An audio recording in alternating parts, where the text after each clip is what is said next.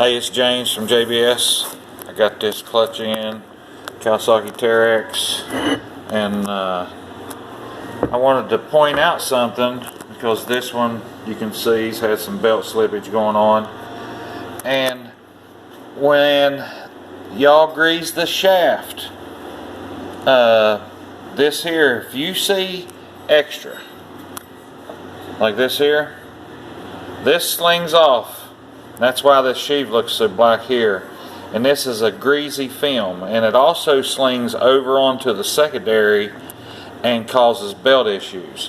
So when y'all grease the shaft, you can grease it, but take a paper towel, wipe it all back off, and leave just the film. No extra grease that can sling off. If any of you seen the inside of a Yamaha clutch, any grease in there gets slung to the outside edge. The centrifugal force, it's definitely slinging it towards the outside. So just a little helpful, save a few belts. Do not grease the shafts excessively. Only a light film, and then wipe back off. Thanks for watching. Check out JBS Performance.